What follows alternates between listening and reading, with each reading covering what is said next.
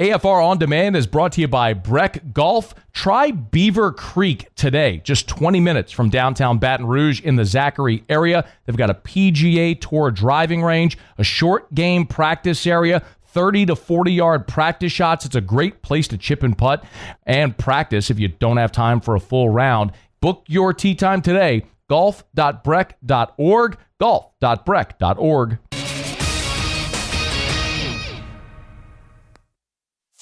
Matt Moscona. I'm very important. After further review. Say it one more time. After further review with Matt Moscona. And here we go. Live from the Raising Cane studio. Let's ride!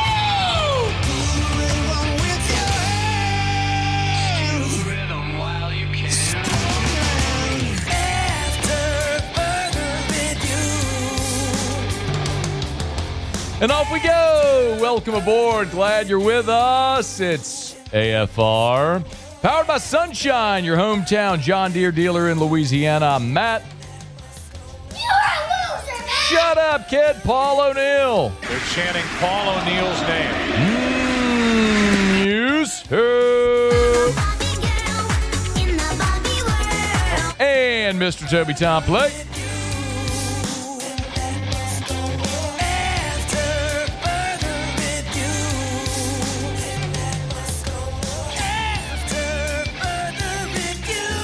It's going to take some getting used to.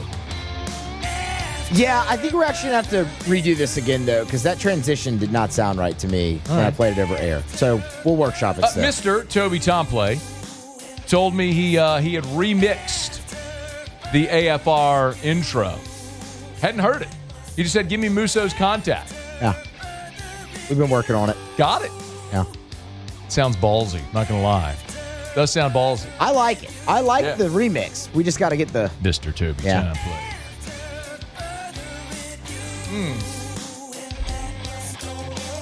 All right, we got a ton to do. Shea Dixon in 15 minutes. Sean Salisbury next hour. That's because Kenny Lacy, Kyren's father, and attorney Matt Orey are going to be in our studio in hour 3, 2 hours from right now. So Sean was good enough to flip with us. He'll be with us coming up here 1 hour. Let us begin as we do every single day. It's time to pop the top on another edition of AFR with Bud Light. Drink easy. I know we're in game week for LSU South Carolina. The New Orleans Saints won their first game. They made a move today to bring in a defensive back, which I'm excited to talk about as well. The Kyren Lacy story, however, is not going away. And as I suggested a day ago, when we learned that the Louisiana Attorney General, Liz Murrill, was opening her own independent review of Louisiana State Police's findings, that we are just now scratching the surface with this story, which I believe to be the case. And if you have not followed, earlier today, Tuesday, State Police has released new video footage of the accident, the fatal crash. And in this video footage, it shows Kyren Lacy driving his green Dodge Charger. And it's surveillance footage from a gas station showing Highway 20 as Kyren is traveling, and you will see him speed and pass vehicles. Paul, you're welcome to put this back screen if you want. And you can watch this. We have the video linked at louisianasports.net. If you haven't seen it yet, no doubt it's all over. You can go full screen, actually, Paul, if you want to on it. While this plays out, this will be probably about maybe 30 seconds or so. What you hear is Kyren's engine accelerating and then decelerating as he gets back into his lane. And then a few seconds later, you hear the impact of the crash. From the time, I'm speculating here, from the time Kyren Lacy gets back into his lane until the crash, feels like about a 3 count. That's not specific. That's me speculating. I'm going to be very clear every time we talk about this. I'm going to be very clear when I feel like I'm giving evidence or explaining the evidence and when I'm editorializing. And Muse, please let me know when you have what I asked for. There's, one of the things that I actually used this a few weeks ago when LSU played Florida. And if you remember, there was the incident where Jabbar Jalouk slapped Joel Rogers on the field. Open hand, struck him in the face. And what I said then is, video changes everything. It's one thing to hear or read about a coach slapping a player. It's another when you see the video. It's jarring. It's true in anything. And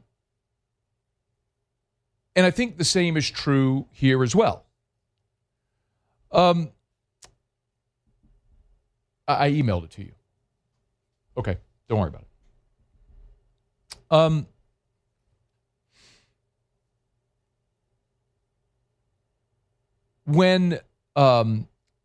Sorry, lost my train of thought. In this situation, whenever you read about Kyren speeding and passing in a no-pass zone, it's one thing. When you see it, it will elicit a different response. You're seeing him in a sports car speeding and passing in a no-pass zone. And those things are undeniably against the law. And Attorney Matt Orey said that in his disclosure on Friday in the long-form evidence that he gave, that 44-minute video. No one is disputing that Kyren Lacy was speeding and illegally passing. Those things happen. The question is, if in those two things happening, did they set off the chain of events that led to Mr. Hall's death? The wreck that caused Mr. Hall's death? That's the question. And even though I know people are going to watch this video and you're going to be struck by the fact that Kyren's speeding, you're going to see that, and it's going to move you emotionally in the same way you were moved emotionally when you saw the video on Friday of Kyren 72 yards behind the wreck from a different vantage point. But there's two other things in this 11 minutes of disclosure that state police released that continue to call into question maybe the most important part of this entire conversation that continues to happen. And I've watched every video, I've listened to every interview, every piece of evidence that's available to the public, I've consumed it all many times. I'm not going to sit here on air and be irresponsible and not have the full construct of what's been disclosed. And I will tell you, I've had many very long, off-the-record conversations about this as well.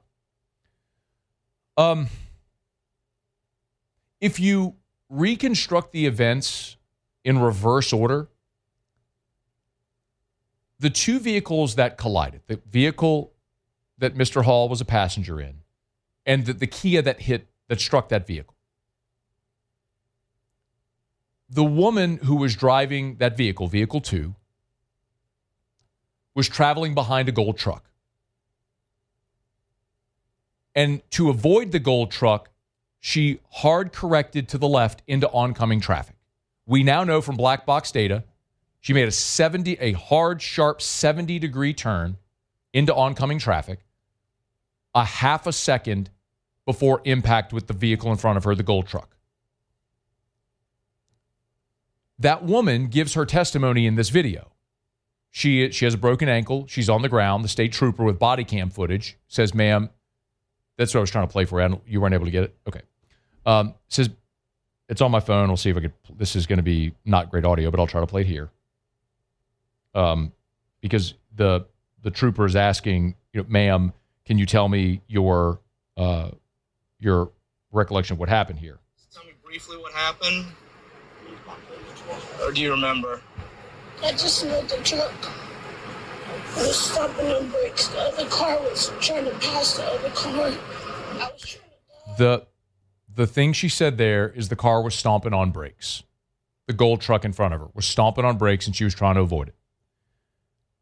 There's another man who's very adamantly giving his testimony and says something similar. So the gold truck, what is the gold truck? This is the trooper. In this area right here. The gold truck slams on his brakes. Slams on brakes to stop the Charger. The Charger swerves back in. Okay. And cut somebody else off, whoever was behind them.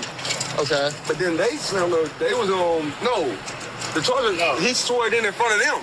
They slammed on brakes. And by this time, Mr. he slips through, right? Okay. As he slips through, she's coming. She like to ram the back of the gold truck. So, by the way, the bleeps are not expletives. They redact the names of the witnesses. That was the bleeps. But you could hear this man say he's stomping on brakes, and then he slips through talking about Kyren. This is the man that accused Kyren, driving the Charger, of splitting between the two vehicles that ultimately collided, which we know didn't happen.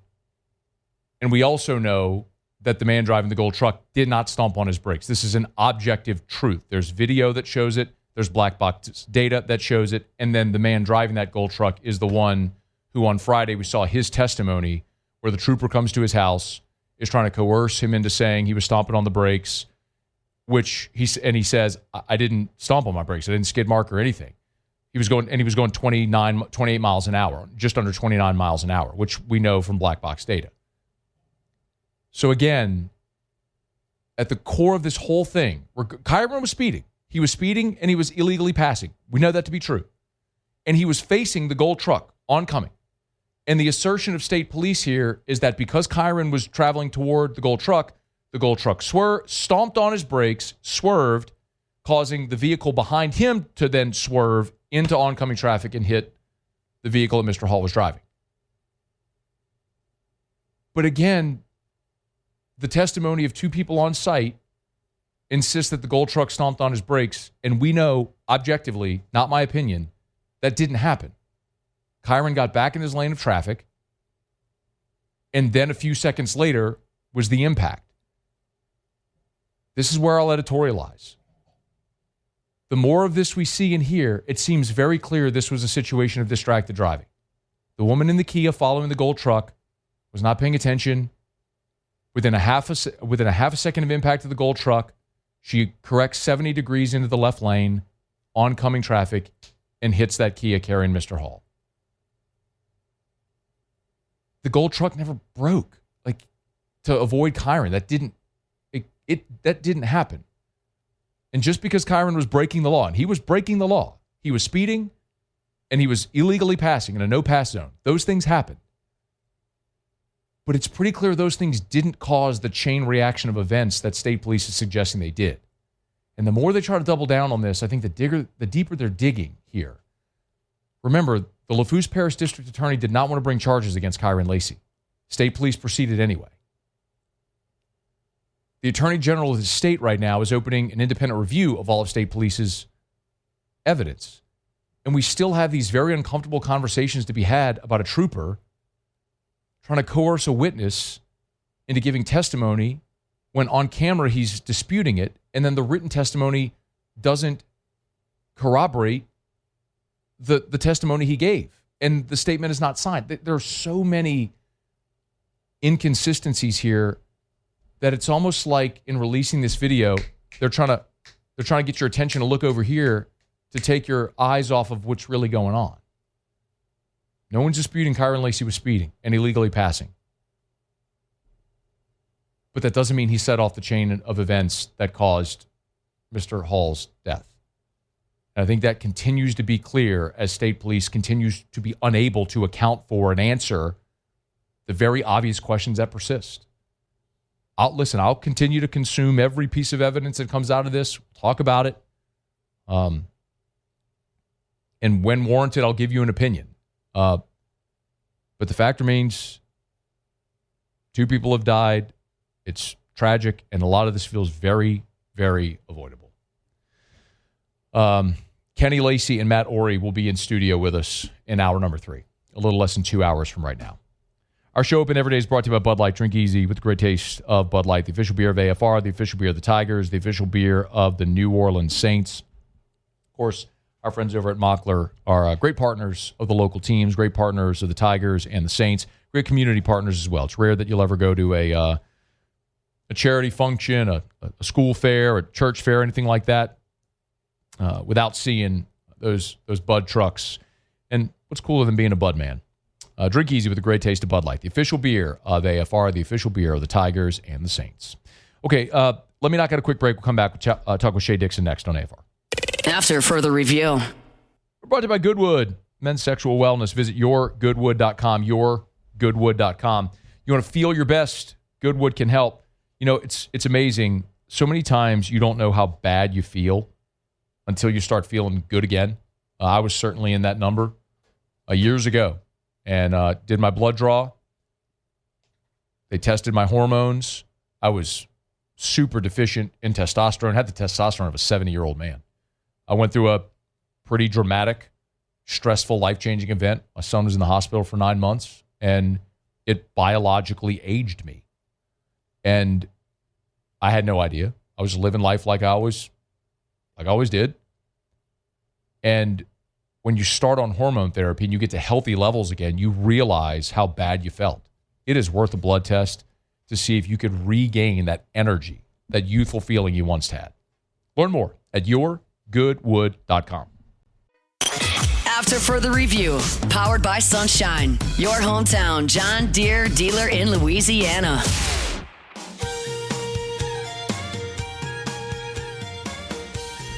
I'm glad you're rolling along with us here. We always appreciate our friends over at Sunshine, your hometown John Deere dealer in Louisiana, sunnyquip.com, sunnyquip.com. I always appreciate Shea Dixon on 3, the Bengal Tiger. Talk a little recruiting with us here on Tuesday. Shady, how are you, man? I'm doing well. How are you, Matt? I'm doing awesome. So LSU had the bye week, chance to get healthy. I would assume coaches got on the road and did a little recruiting. How did last week go? Yeah, I think they were heavy on some self-scouting with practice and everything else. And then as the weekend got there, as Brian Kelly said, they gave them the latter part of the weekend off. But Thursday, Friday, they were all out on the road, checking in on schools, watching games on Friday nights. And really, I mean, with this new era, Matt, we've talked about it, between how many guys you retain, how many guys you're adding from the transfer portal, and then how many you're actually signing from high school.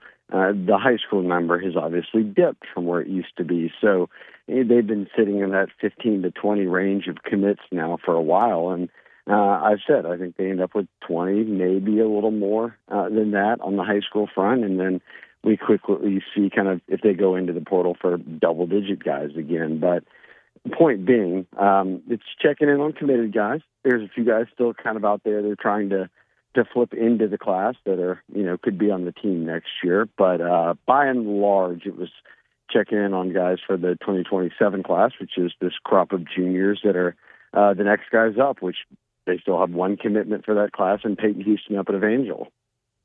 Shea, one of the guys who we know they're trying to flip, you and I have talked about a good bit, is KJ Edwards, who since last we spoke sort of reaffirmed his commitment to Texas A&M. I know your rule, it's watch what they do, don't listen to what they say.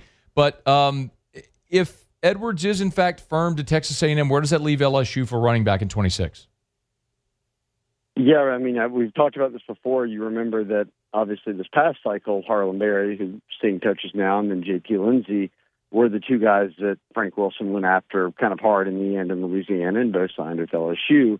But the year prior, he had circled Caden Durham as the only running back he was really after, and they end up getting him out of the Lone Star State. And that's been the same approach this time around. It's clear Frank Wilson kind of fell in love with KJ Edwards, and it's good that you mentioned KJ Edwards on the record saying that the very following day when coaches were on the road, who's in his high school and hanging out watching practice is Frank Wilson. So I don't think he's going to give up there. But, Matt, at the same time, I'm looking at a running back room that is pretty shallow on depth. I mean, 3 guys total right now that are available scholarship-wise. One of them, Juwan Johnson, that you've kind of moved positions and found a home at running back. So whether KJ Edwards does end up in this class, and look, if we're taking him at his word right now, he's firmly committed to A&M, I can make an argument that they need 2 guys out of the portal, at the minimum 1, and I think that'll be the approach whenever December hits. Shea Dixon on 3, the Bengal Tiger. I'm glad you brought up December, Shea. Also, since last we spoke, the spring portal window has officially now been eliminated. I guess we're still waiting on the dates of what it'll be, but I guess it'll be the beginning of January now. You have any reaction to how that may alter roster building for next year? It means you better get it all right before spring practice, because you wouldn't have Bernard Gooden and AJ Halsey on this team right now if you didn't have a spring portal window. And they certainly can make a case for two of your more impactful players on defense, let alone transfers. So I think that now it was always, we had seen it in years past, right, Matt? Like leading up to kind of the initial few years now that we've experienced of the transfer portal era and two windows, and it sort of became this common rhetoric and reality that, hey, look, if you're looking for a premium guy in the spring, it's NIL-wise and rev share-wise 3 times what, you might have been able to get away with in December or, agree to in December. So I think really more than anything now, you just got to get it right in January. And we haven't seen them go heavy on the spring, but it is very notable that after spring ball ended, they said, hey, we have 2 spots we really need to shore up, and they got 2 starters who have been pretty big impact guys. So got to get it right in December and January now. How do you feel about it? I like it. I mean, the big thing, I think all these coaches, and look, Matt, you talk to everybody, but that across the SEC, they've been vocal about it, that are you putting this in the middle of the playoffs? I mean, and then teams can't, they're behind on recruiting or whatever it might be, and are almost penalized because they're not on the road and in home with transfers or bringing transfers to campus because they're prepping for, it used to be like SEC championship. Now it's, we're prepping for multiple rounds of playoff games for some of these teams. So I guess I'm undecided. I didn't like the multiple windows anyhow. So I think it should be all in. Let's if you can eval, you built out the staff, that's the goal these days, then I think everybody can make that decision when the season sort of ends, and then go from there. And I also think there's a built-in thing, Matt, where it's almost like, I know, right, at a lot of schools, that they'll play guys in spring ball, first-team reps, everything, and probably there's a less than 50% chance they're the actual starter, but they don't want to lose them. So you give them a chance to compete, you give them a chance to have all these first-team reps, and that way they don't hit the spring portal. So it sort of eliminates that whole thing, too, for me. I can't help but think about where you started, though, Shea. Halsey, Gooden, Joe Burrow came after spring. That was Jaden Daniels was a March guy. Yeah, it was pre-portal era, right there. Well, Jaden was, but Burrow wasn't in the portal era. He was a graduate transfer. But yeah, Jaden, been pretty lucrative in that spring window, man, for LSU. I kind of hate to lose it, coming out of spring practice. But you're right. Now I'm thinking, and maybe I'm wrong, was Chadwick in the spring as well, or did they grab him right after the season? I don't know. I don't know. But he's been great as well. The punter coming in from Memphis. So this weekend, Shea Dixon's with us, a couple more. This weekend, obviously, the Tigers turn home. They get South Carolina. Do we know yet what type of weekend this is going to be on the recruiting front? Yeah, we're in the heart of that time of year in October where everybody's jockeying for, top guys to get on campus, and you don't really find out, hey, this guy's coming for sure until kind of later in the week, by and large, because nobody is really making official visits, so you don't have to actually have anything set in stone where the school's paying for it and everything like that. So just from talking to a number of recruits and parents, it's going to be a lot of the commits and a lot of the in-state guys, but I have seen some notable 2027 players who have said, hey, look, this is the game I've circled that I'm coming in for, and those are the guys that, you look up a year from now and they're the number 1 safety in the country or, whatever it might be. So this will be, it's not, a home Bama game. That Florida game was by far their biggest of the year so far. I don't think it'll match that, but certainly when you look at the kind of the remainder of the schedule, I think this will be one of the bigger recruiting weekends they have left. Shea, any flip targets that we've talked about here recently? Any updates of things we should know at this point? We talked about KJ Edwards at running back, who's committed to A&M. They obviously, J.J. Bush was a kid they were once after. Sam Pittman gets fired at Arkansas. They weren't really pushing for him anymore. He ends up at Missouri. So sort of all eyes are on Emmanuel Iheanacho, who is the number 2 offensive tackle in the country. He's called LSU his number 2 team for a long time now, but he is committed to Oregon. Oregon's playing very good football, and I think that he feels comfortable with the coaching staff there. There's not going to be any expected turnover or anything like that, but he's got a really good relationship with Brad Davis. And this past week, I guess it was Thursday, might have been Friday, but Brad Davis was out in the D.C. area visiting with Iheanacho and the family. And I think the goal here, Matt, is get him back to campus one more time. They've done the spring visit. They did a summer official visit. He did a solo trip for the Florida game. But from everyone I've talked to, it was, hey, if you really want to flip him, kind of here close to December, you got to get his mom back to campus. So I would look in the month of November if they can't get Iheanacho and his mother campus for one of these games. And then I would say, yes, hey, look, this is something to pay attention to. He's Shea Dixon on 3, the Bengal Tiger. Of course, on Twitter, at Shea Dixon, with us each Tuesday. Hey, man, we appreciate it as always. Thank you. Thanks, Matt. I mean, be well. We're brought to you by Evamore, EVAMOR, Evamore.com, Evamore.com. I love getting your tweets and your texts and the messages from folks, DMs, with their bottles of Evamore. Or, when you walk into a store and you see the display, you snap a pic and you tweet it or you send it to me. Or you go to a place that doesn't have it and you ask for the manager and you say, why not? It's Evamore. It's a Louisiana product. It's delicious. It's natural artesian water. It's a healthier alternative for you, for your family. EVAMOR, Evamore.com. You want to find great local retailers near you that have Evamore. You could do that. Hit the menu tab at the website, Evamore.com, EVAMOR, EVAMOR, Evamore.com. Hit the menu tab at the website. You'll see the store locator. Type in your address, and you'll see the store nearest you. And you can also order it online at Evamore.com. EVAMOR, Evamore.com. Drink Evamore. I do every day. And you should too. All right, we're powered by Sunshine, your hometown John Deere dealer in Louisiana. Sean Salisbury, 30 minutes from right now. LSU coming off the bye. Spencer Rattler gets his first win. Lots to talk about with Sean coming up here in half an hour because Kenny Lacy, Kyren's dad, and attorney Matt Ory are going to be in our studio in hour number 3. We're looking forward to that conversation, having those two gentlemen here with us. So let me knock out a quick break. We'll go around the SEC when we continue next on AFR. AFR. It is time, y'all. It's time for your preseason heater safety check. I tell you about it every year. And actually, one of the things I strongly encourage you to do is join their membership club. So when you're part of the River Cities 1 Hour Air membership club, you get membership club pricing, you get priority service, and your seasonal maintenance is complimentary. So that complimentary seasonal maintenance really pays for the membership club, and it'll keep your AC running in tip-top shape for the summer and your heater running in tip-top shape for the cold weather months. So right now is the time. Before you turn on your heater,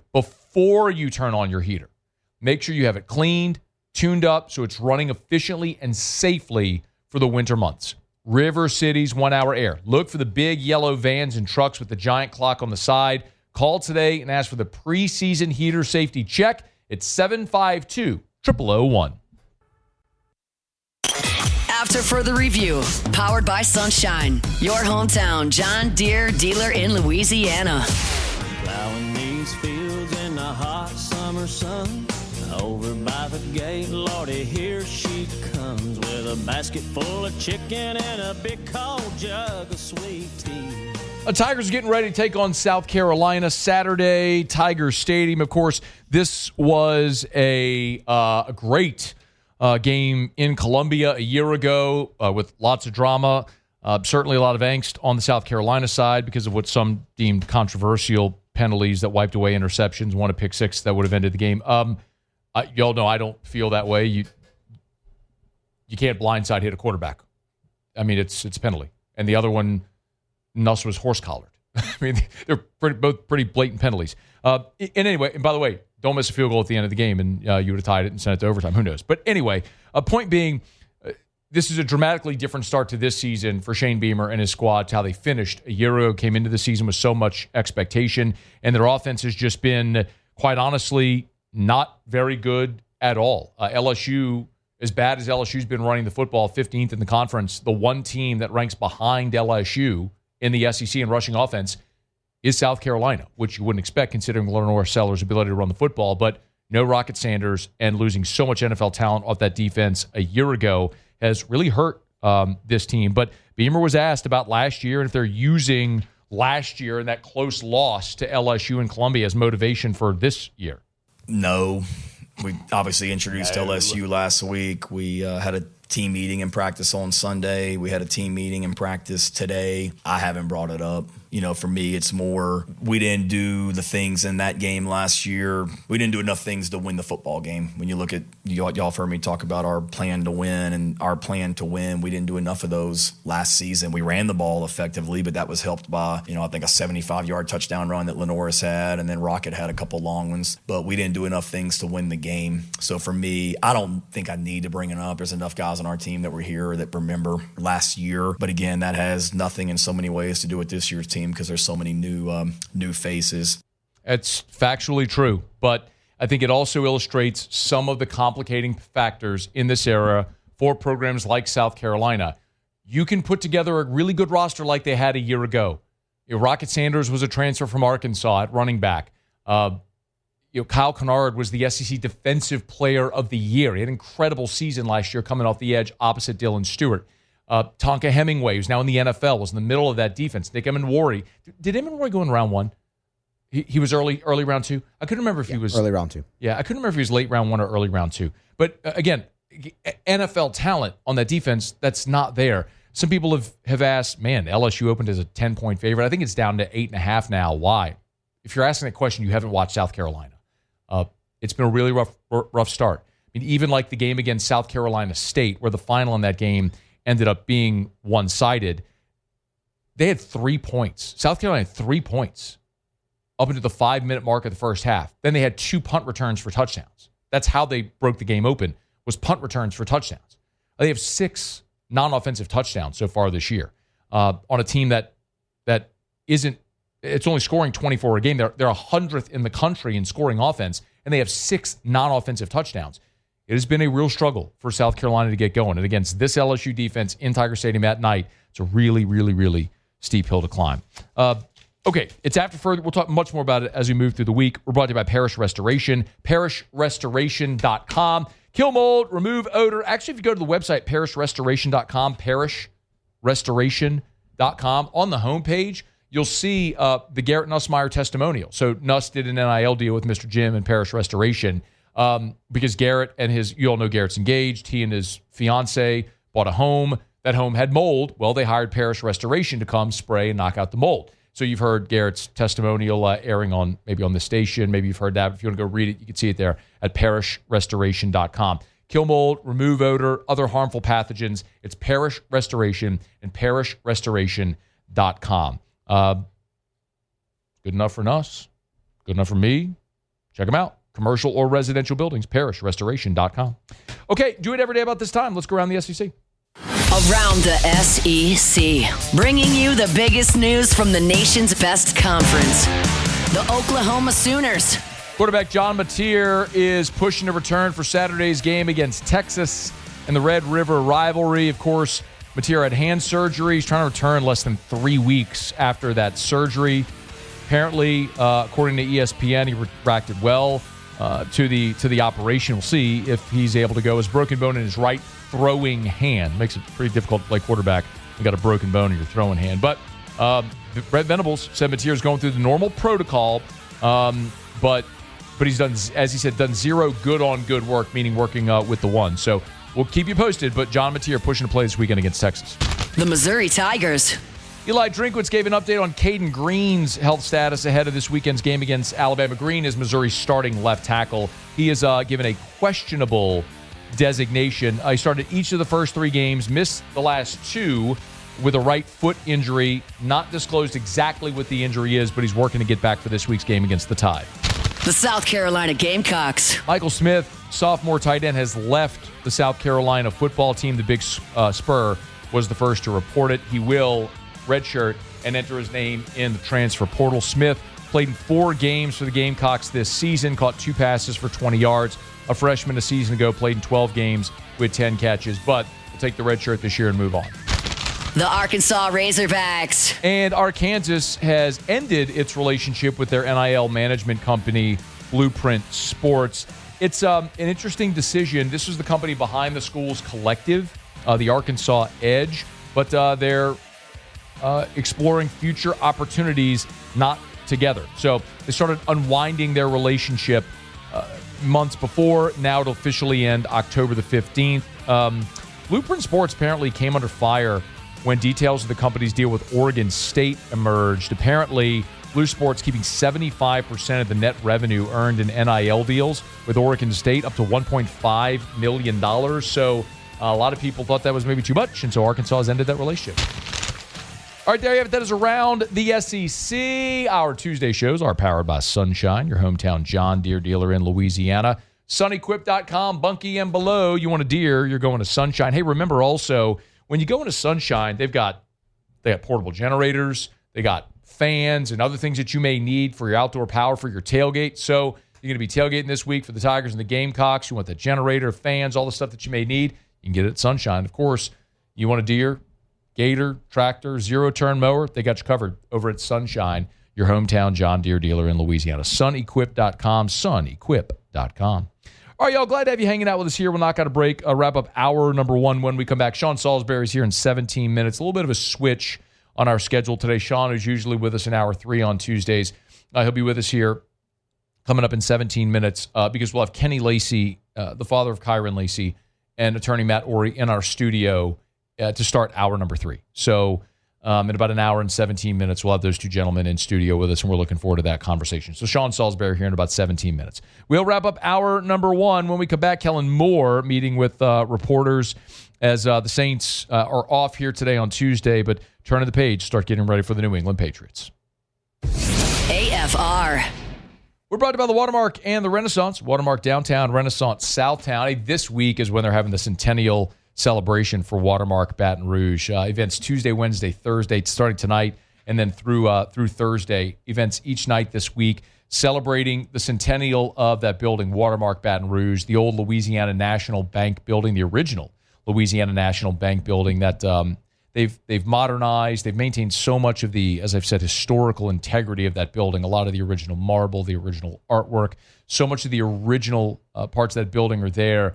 But they've modernized it, made it into Baton Rouge's premier hotel property. So if you've got friends or family coming in town for LSU games or for any reason, make sure they stay downtown at Watermark Baton Rouge. Or maybe you live in town, you want a staycation or a night out, dinner at the Gregory, wine or cocktails at the lobby bar there at Watermark Baton Rouge while you people watch is absolutely an exquisite way to spend an evening. The best hotel in the best of 225, it's Watermark Baton Rouge.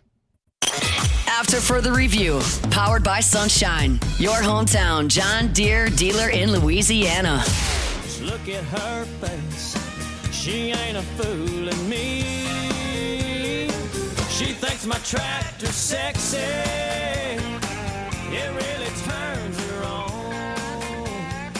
She's always all right, wrapping up hour number 1. Glad to have you hanging out with us here. We get to Sean Salisbury in about 14 minutes from right now, and always thrilled to have you aboard with us.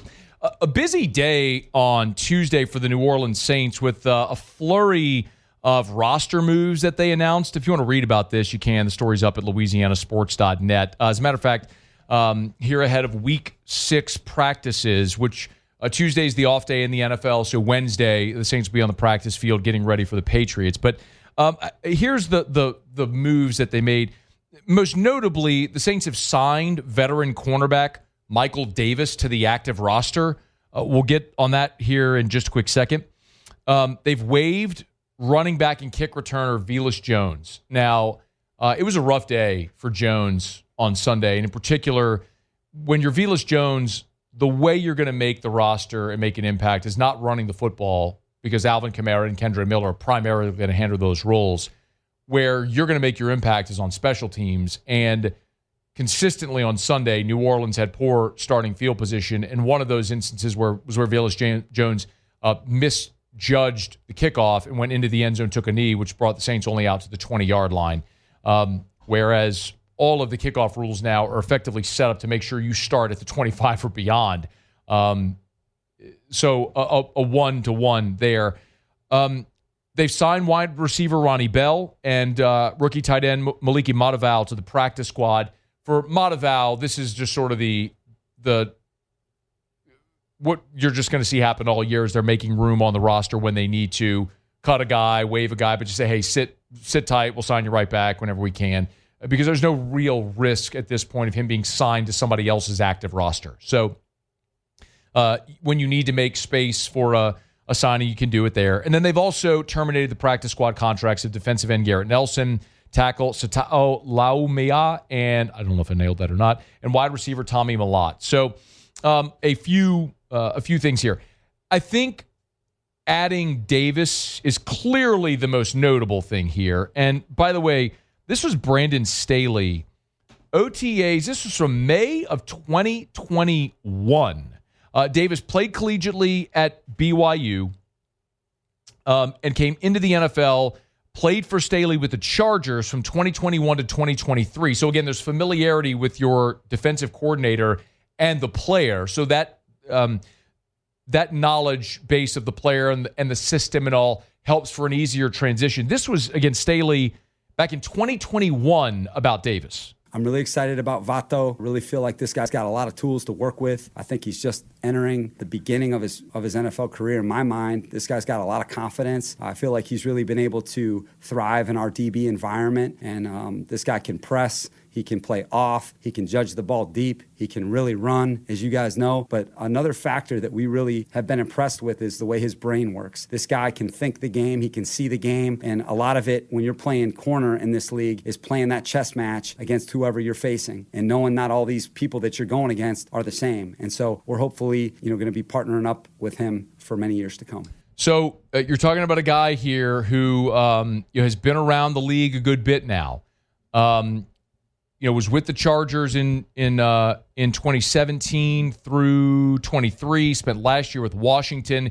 He's played in 122 games with 76 career starts. So this is an experienced cornerback. And obviously what this points to is Isaac Yiadom, who missed last week with the hamstring injury, and that may continue to limit his availability. So Yiadom was not available this past week. We got to see rookie Quincy Riley take a larger role in the defense. And now with Yiadom out and some time, here's a veteran player who's played more than 100 games, has familiarity with Brandon Staley, familiarity with him as well. And so it's a great opportunity to bring in a guy that should have an easier transition that's played an awful lot. And if you're wondering, we like to look when we can at the PFF grades. Isaac Yiadom hasn't exactly set the world on fire defensively to start the season. His overall PFF grade is just a 49. For context, Quincy Riley, who's played 94 snaps, his overall grade is a 65.9. So Riley, again, in a limited role, but still Yiadom's only played 140 snaps. So comparable. Quincy Riley has outperformed Isaac Yiadom. He's been really good in run defense as well. His run defense grade is an 80.7. So all that to say, we continue to hammer down this message about the young players on this team, the young talent, particular guys you drafted, continue to emerge in their role. And Riley might be one of those guys that we see. And another thing to remind you about with Yiadom, remember, Ross explained this last week, but Ross Jackson at LouisianaSports.net, that with Yiadom, if he plays more than 25% of the defensive snaps this year, you stand to forfeit the fourth-round compensatory pick you would gain from Paulson Adebo signing with the Giants.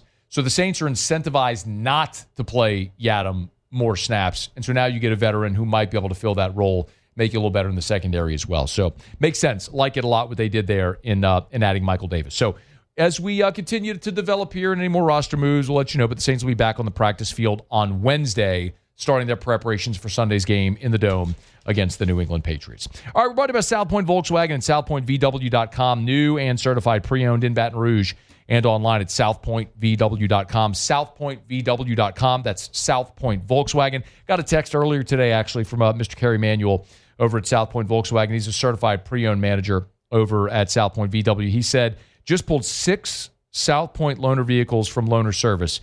Low mileage, like new, have certified Volkswagen extended warranties. You're going to save money, including several different models. Atlas, Taos, Jetta, all 2025 models. So what a great opportunity to go get into a newer vehicle, low mileage, and save some money. You could do it over at South Point Volkswagen, Louisiana's largest volume Volkswagen dealer. Airline just north of Highland or online at southpointvw.com, southpointvw.com. South Point Volkswagen, what's your direction? All right, y'all, it is After Further Review. Tuesday shows are powered by Sunshine, your hometown John Deere dealer in Louisiana. Remember, you can always email, tweet, or text the show in the 225-396-4400, 396-4400, 396-4400. Lots of ways that you can get involved in the show, and welcome you to do that however you want to. I did get a text from someone saying, like, what are you, an investigative journalist now? We opened the show talking about the latest Kyren Lacy video. No, but it is a story that has a tremendous amount of interest from our audience. And as it develops, we're going to talk about it. So if you don't like it, go somewhere else. AFR. As we put a button here on hour number one, I want to remind you about Lee Michaels Fine Jewelry. LMFJ.com. LMFJ.com for Lee Michaels Fine Jewelry. Hey, look, we're getting close to the holidays. And the holidays generally are a time where a lot of people like to pop the question. Romantic time of year, snow falling. Okay, not in Louisiana. But, maybe you make a trip to somewhere where the snow is falling. Anyway, Lee Michaels Fine Jewelry has been helping Louisianians get engaged for more than 4 decades. They got 10 locations in all. And what that means for you is they have purchasing power, right? When Mr. Scott goes to some of the finest diamond mines in the world, India, wherever it may be, and he's buying for 10 stores. Because he's buying for 10 stores, he's going to get great prices and the best selection. So no matter what you're looking for, they have it. If they don't have it, they'll find it. If they can't find it, they'll make it. They want her to be thrilled and you to be a hero. It's Lee Michaels Fine Jewelry. LMFJ.com.